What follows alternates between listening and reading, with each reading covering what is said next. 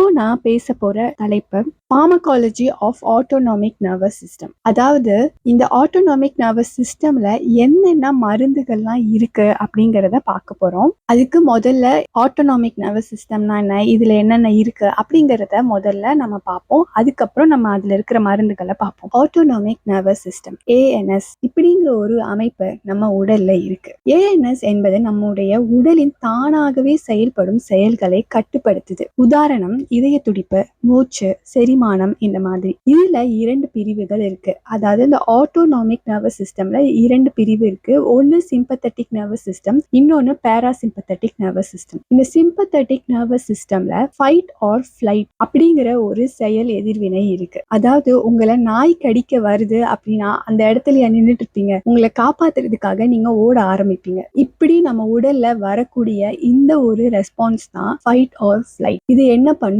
அப்படின்னா நம்ம இதய துடிப்பை அதிகரிக்கும், சுவாசம் அதிகமாகும், நம்ம உடலை ஆபத்தான சமயத்துல காப்பாற்ற முயற்சி செய்யும். 2வது பாராசிம்பத்தட்டிக் நர்வஸ் சிஸ்டம். இதுல எப்படிப்பட்ட செயல் எதிர்வினை இருக்கும் அப்படின்னா ரெஸ்ட் அண்ட் டைஜஸ்ட். இந்த நிலையில இதய துடிப்பு குறையும், செரிமானம் மேம்படும், உடல் அமைதி அடையும், உடலை ஓய்வுக்கு கொண்டு சீராக செயல்பட செய்யுது. இப்போ கொலினர்ஜிக் ரிசெப்டார்ஸ் என்றால் என்னன்னு பார்க்கலாம். அசிடைல் கொலைன் எனும் நரம்பு சுரப்பி இயக்கும் ரிசெப்டார்கள் அப்படின்னு சொல்லலாம். நரம்பு சுரப்பி அப்படிங்கும் போது நரம்புல இருக்கக்கூடிய செல்லு பல ரசாயனத்தை வெளியிடும். அதுல ஒண்ணு நம்ம அசிடைல் கொலைன். இது இயக்கக்கூடிய ரிசெப்டார் தான் கொலினர்ஜிக் ரிசெப்டார். இந்த கொலினர்ஜிக் ரிசெப்டார் 2 வகை இருக்கு. ஒன்னு நிக்கோட்டினிக் ரிசெப்டார், 2வது மஸ்காரினிக் ரிசெப்டார். நிக்கோட்டினிக் ரிசெப்டார் இயற்கையாவே விரைவாக செயல்படும் ஒரு ரிசெப்டார். அசிடைல் கொலைன் இது கூட இணைந்தவுடன் நரம்பு அல்லது தசை செல்லுல மின்சார தூண்டுதல் ஏற்படுது. அதாவது எலக்ட்ரிக் இம்பல்ஸ்